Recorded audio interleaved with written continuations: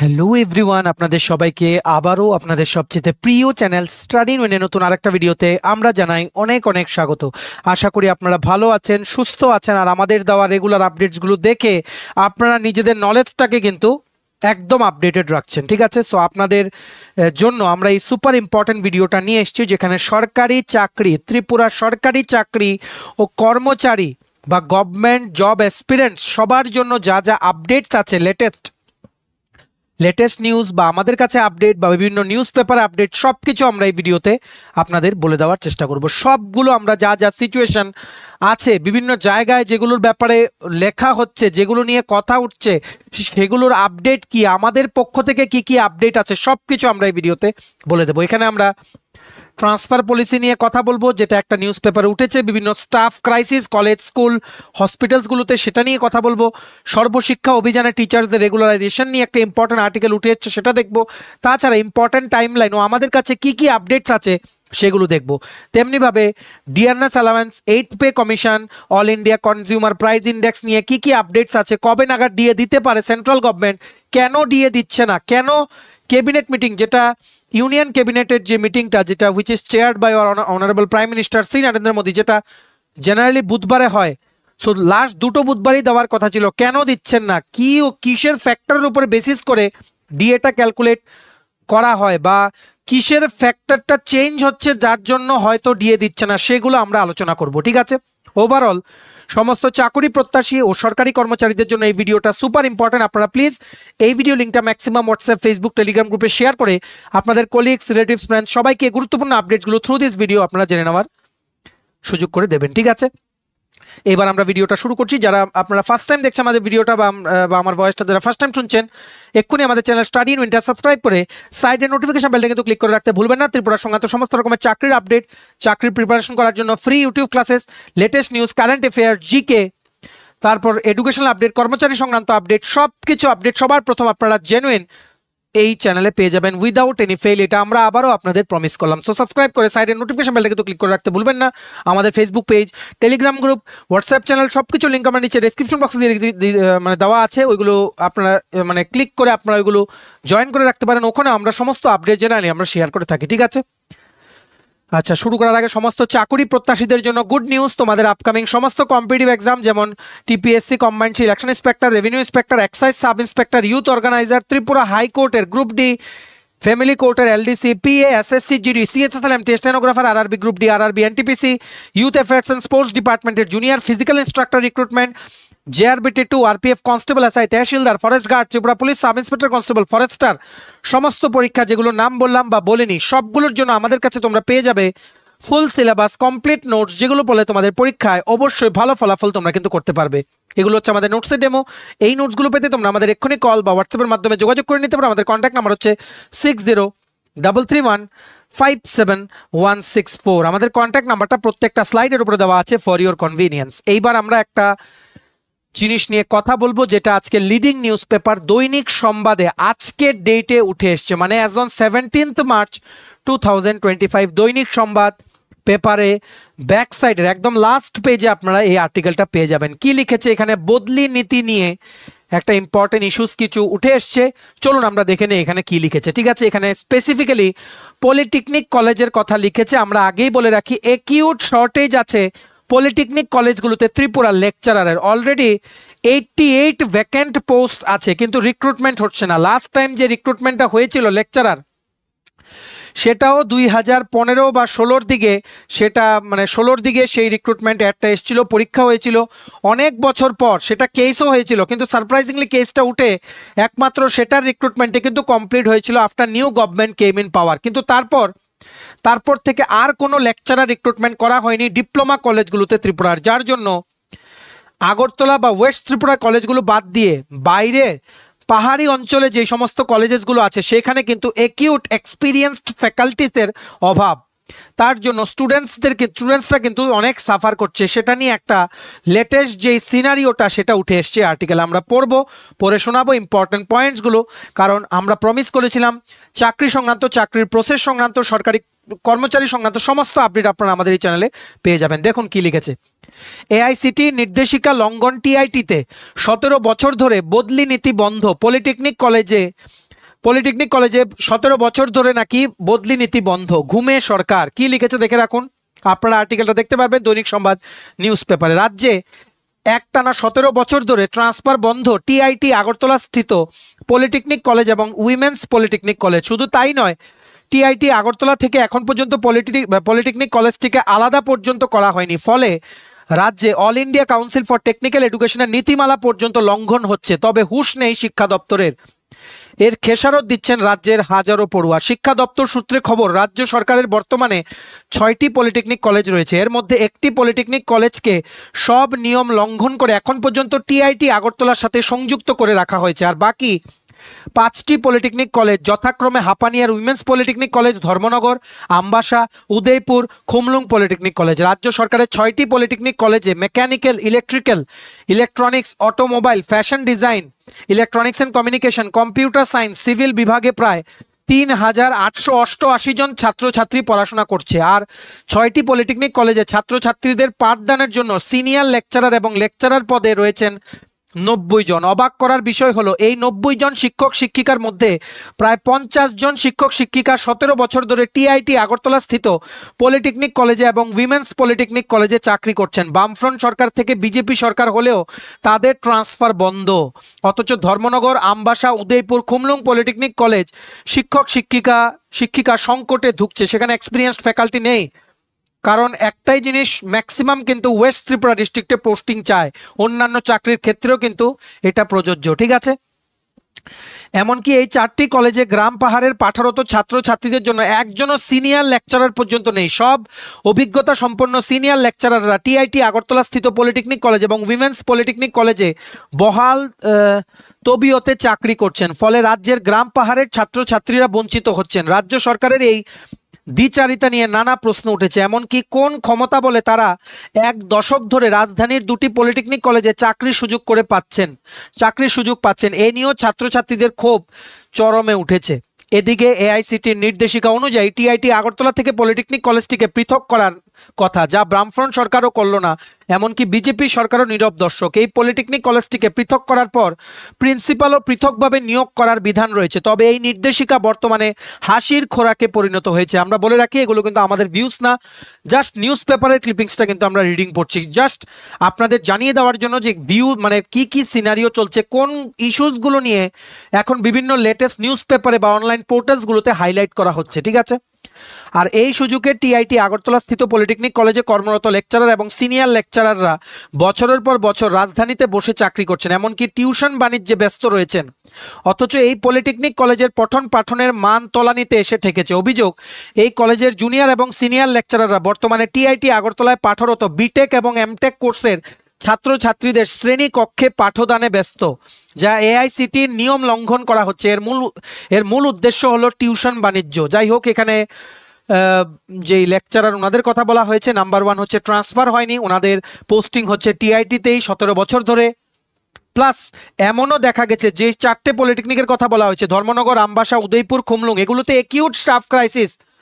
সেখানের যে স্টুডেন্টসরা ওখানে ভর্তি হচ্ছে, no senior faculty is present there, all are in TIT বা ওমেন্স পলিটেকনিক কলেজ। তার জন্য কিন্তু অনেক সাফার করছে। আমরা আশা করছি হায়ার এডুকেশন ডিপার্টমেন্ট অবশ্যই এই জিনিসটা দেখবেন আর এই নিউজ আর্টিকেলটা ওনাদের নজরে কিন্তু পড়বেন। ঠিক আছে, আর আশা করছি এখানে আরো অনেক লেকচারার নিয়োগ করা হবে, কারণ প্রচুর ভ্যাকেন্সিস আছে। লাস্ট টাইম যে নিয়োগটা হয়েছিল সেটা 3-4 বছর লাগিয়ে কমপ্লিট করা হয়েছিল। ঠিক আছে, সো তারপর কি লিখেছে নিউজ পেপার আর্টিকেলটাতে আমরা বলছি, অথচ তাদের নিয়োগপত্র পলিটেকনিক কলেজে ডিপ্লোমা কোর্সের ছাত্রছাত্রীদের পাঠদানের জন্য হয়েছে, তবে তারা ক্লাস করছেন না। উল্টো পরিস্থিতি এমন পর্যায়ে এসে ঠেকেছে যে টিআইটি আগরতলা স্থিত পলিটেকনিক কলেজে ডিপ্লোমা কোর্সে পাঠরত ছাত্রছাত্রীদের পাঠদানের জন্য অতিথি এবং চুক্তিবদ্ধ শিক্ষক শিক্ষিকা নিয়োগ করছে রাজ্য সরকার। যদিও এই অতিথি এবং চুক্তিবদ্ধ শিক্ষক শিক্ষিকা নিয়োগের ক্ষেত্রে মেধা উপেক্ষিত হচ্ছে, এরপরও এক অদৃশ্য কারণে সম্পূর্ণ নীরব দর্শক রাজ্য সরকার শিক্ষা দপ্তর। এই রকমই কিন্তু এলিগেশন উঠে এসছে আজকের দৈনিক সংবাদ নিউজ পেপারে 17 মার্চ 2025। টিআইটি, ওমেন্স পলিটেকনিক বা ধর্মনগর কলেজ বা আমবাসা, উদয়পুর, খুমলুং পলিটেকনিকে যেই আউটসাইড এরিয়াতে, outside of the West Tripura district যে কলেজেসগুলো আছে, সেখানে acute staff crisis, senior lecturer নেই, এমনও আছে প্র্যাকটিক্যাল হচ্ছেই না কিচ্ছু।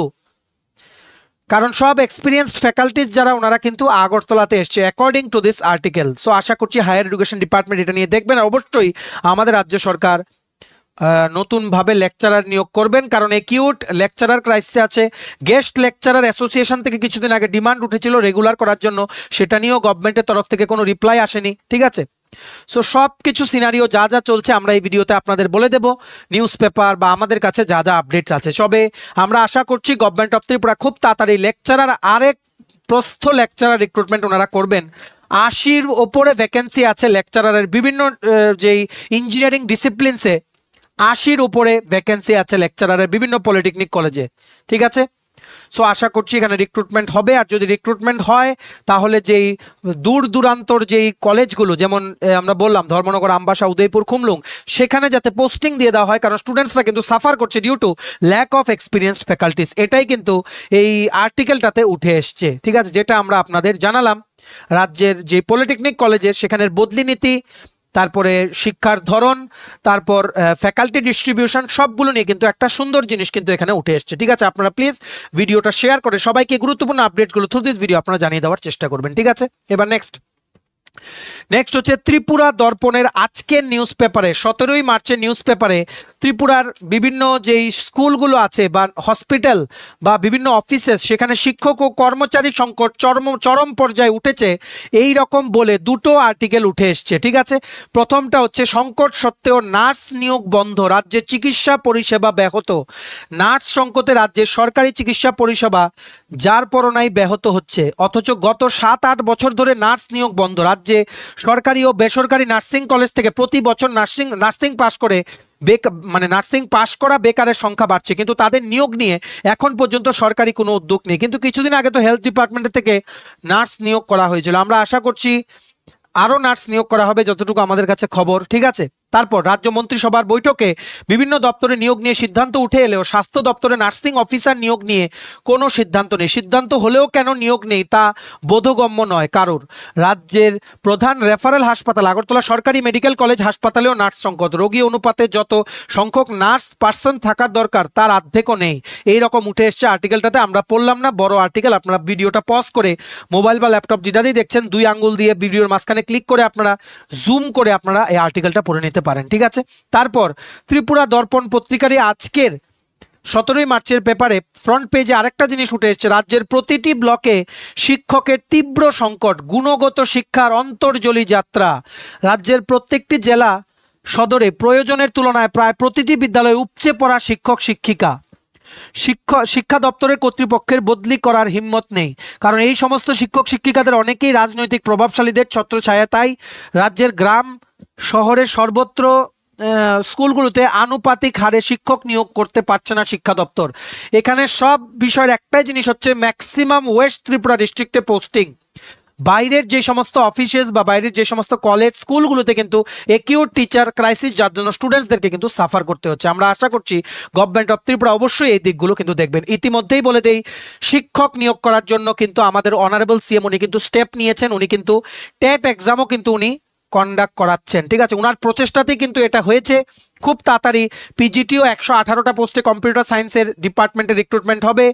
এসটিজিটি রিক্রুটমেন্টটাও কি করে আইনের আওতায় থেকে রিক্রুটমেন্ট কমপ্লিট করা যায় সেটাও কিন্তু উনি দেখছেন। আগামী 21শে মার্চ আছে বাজেট সেশন, সেখানে এই জিনিসগুলো নিয়ে কিন্তু কথা কিন্তু উঠে আসবে। টেট এক্সাম হচ্ছে এপ্রিলের 28 তারিখ, টেট 1 টেট 2 5 আর মে মাসেও একটা পরীক্ষা আছে। আর টোটাল 56,000 ভ্যাকেন্সি আছে বিভিন্ন সরকারি দপ্তরে। কবে নিয়োগ হবে? ধাপে ধাপে নিয়োগ হবে। জেআরবিটি 2 আসছে, ত্রিপুরা পুলিশের সাব ইন্সপেক্টর কনস্টেবল নিয়োগ হবে, এক্সাইজ গার্ড নিয়োগ হবে, তারপর 352 জন প্রি প্রাইমারি টিচার নিয়োগ হবে, 118 জন পিজিটি কম্পিউটার সায়েন্স নিয়োগ হবে, বিভিন্ন টিপিএসসি কম্বাইন্ড 4 আসবে, যেখানে থাকছে superintendent of taxes, panchayat executive officer, ICDS supervisor, panchayat extension officer. তো দেখা যাক ধাপে ধাপে রাজ্য সরকার কিন্তু এই যে কর্মচারী বা শিক্ষক ও কর্মচারীদের তীব্র সংকট সেটার এগেনস্টে কাজ করার কিন্তু ওনারা কিন্তু প্রতিশ্রুতি নিয়েছেন। দেখা যাক কি করা যায়, মানে কি করেন রাজ্য সরকার এই জিনিসগুলো নিয়ে। যা যা উঠে আসছে বিভিন্ন লিডিং নিউজ পেপারে, একটা যেমন এই পলিটেকনিকের ইস্যুস নিয়ে, একটা হচ্ছে নার্সের ইস্যুস নিয়ে, আরেকটা হচ্ছে সরকারি স্কুলের ইস্যুস নিয়ে, সবগুলো আমরা এই ভিডিওতে শেয়ার করে দিলাম আপনাদের যাতে সমস্ত আপডেটগুলো জানা থাকে। আপনারা পত্রিকা না পড়লেও আমাদের ভিডিওস দেখে যাতে সবগুলো আপডেট আপনারা জানতে পারেন, তার জন্যই কিন্তু আমাদের এই ভিডিওগুলো। ঠিক আছে, এবার নেক্সট হচ্ছে একটা বিরাট ইস্যু ত্রিপুরা যেটা চলছে, সর্বশিক্ষা বা সমগ্র শিক্ষা এসএসএ টিচার্সদের নিয়মিতকরণ কেন করা হচ্ছে না। 2024-এর জুলাই মাসে অনারেবল ত্রিপুরা হাইকোর্ট অর্ডার দিয়েছিল স্টেট গভর্নমেন্টকে যে তোমরা রেগুলার করো। এর আগেও কিছুদিন আগেই হাইকোর্ট অর্ডার দিয়েছিল যে তোমরা প্রপার একটা স্কিম বানাও, একটা রুলস ফ্রেম করো যার আওতায় সর্বশিক্ষা অভিযানের টিচার্সদের রেগুলার করো। কিন্তু সরকার রুলস বানিয়েছে ঠিকই, কিন্তু ওখানে বঞ্চিত হয়েছে, অনেকে এডুকেশনাল কোয়ালিফিকেশন নেই বলে বঞ্চিত করা হয়েছিল। তার এগেনস্টে আবার মাল্টিপল রিট পিটিশন দাখিল করা হয়েছিল।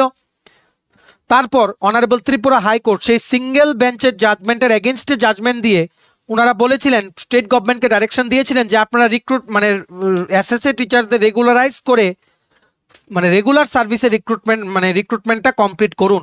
জুলাই 2024-এ কেসটার নাম হচ্ছে Sajal Deb versus state of Tripura case, আপনারা দেখতে পারবেন গুগলে সার্চ করে। ঠিক আছে, কিন্তু তারপরে যেই তথ্যটা উঠে এসছে যে বিধানসভা সেশন থেকে আমাদের অনারেবল সিএম উনিও কিন্তু বলেছেন যে স্টেট গভর্নমেন্ট একটা special leave petition civil SLP কিন্তু ফাইল করেছে সুপ্রিম কোর্টে এগেইনস্ট দ্য হাইকোর্ট অর্ডার। সেটা এখন বর্তমানে বিচারাধীন আছে, সেটা বিচার শেষ না হলে কোনো কিছু কিন্তু শিওর না। সুপ্রিম কোর্টে কেস গেছে মানেই কিন্তু ধরে রাখতে পারো at least 5 to 6 years it will take, কারণ সুপ্রিম কোর্টের অনেক load.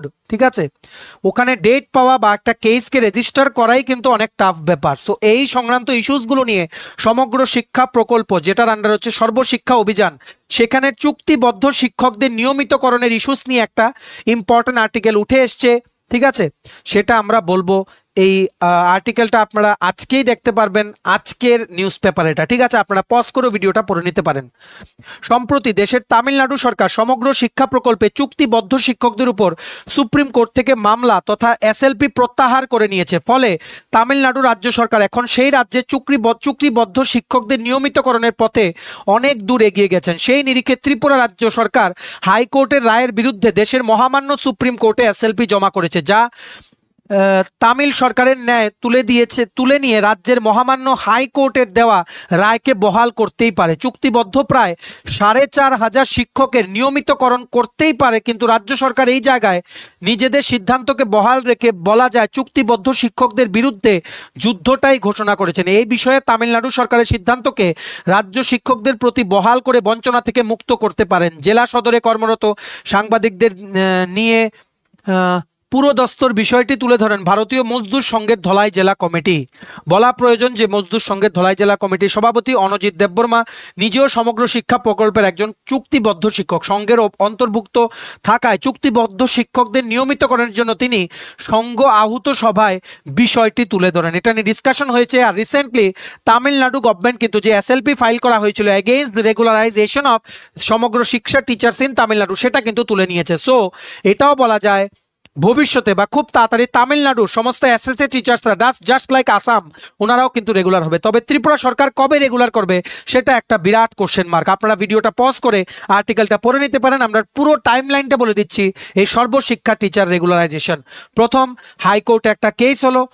So July 2024-এ high court direction দিল যে 2000-এর উপরে যারা কন্ট্রাকচুয়াল সর্বশিক্ষা অভিযানের টিচার আছে ত্রিপুরাতে, এদেরকে যাতে নিয়ম মেনে স্কিমের মধ্যে থেকে, যে স্কিমটা স্টেট গভর্নমেন্ট বানিয়েছিল সেই স্কিমের মধ্যে থেকে, আইনের মধ্যে থেকে যাতে রেগুলার করা হয়। কিন্তু বলেছিলেন যে শুধুমাত্র সেই সমস্ত সর্বশিক্ষা অভিযানের টিচারদের রেগুলার করা হোক যারা সেপ্টেম্বর 2001 থেকে অগাস্ট 2010-এর মধ্যে সর্বশিক্ষাতে কন্ট্রাকচুয়াল টিচার হিসেবে জয়েন করেছে। ঠিক আছে, ফেব্রুয়ারি 2021-এ অনারেবল ত্রিপুরা হাইকোর্ট কিন্তু স্টেট গভর্নমেন্টকে ডাইরেকশন দিয়েছিল একটা প্রপার রুল আর স্কিম বানানোর জন্য, যাতে সর্বশিক্ষা অভিযান টিচার্সদের যাতে রেগুলার করা যায়।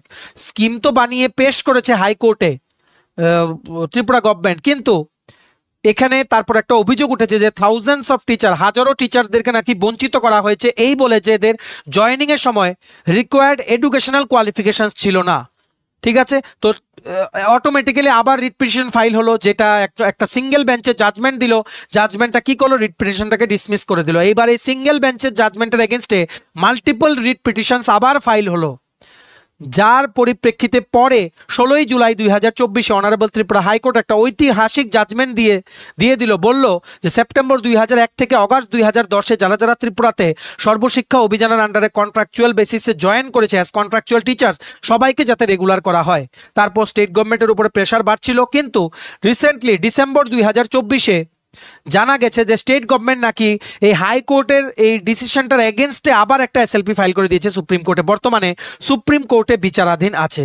ইতিমধ্যেই জানিয়ে দেই 18 জানুয়ারি 2025 এই বছরেই হাইকোর্ট কিন্তু সেম ভাবে রামসা টিচার্স, ঠিক আছে, মাধ্যমিক শিক্ষার অভিযানের যে টিচার্স ওনাদেরকেও কিন্তু রেগুলার করার জন্য স্টেট গভর্নমেন্টকে ডাইরেকশন দিয়েছে একটা স্কিম বানানোর জন্য। সেম ভাবে কিন্তু প্রসেস চলছিল সর্বশিক্ষা অভিযানদের, ঠিক আছে।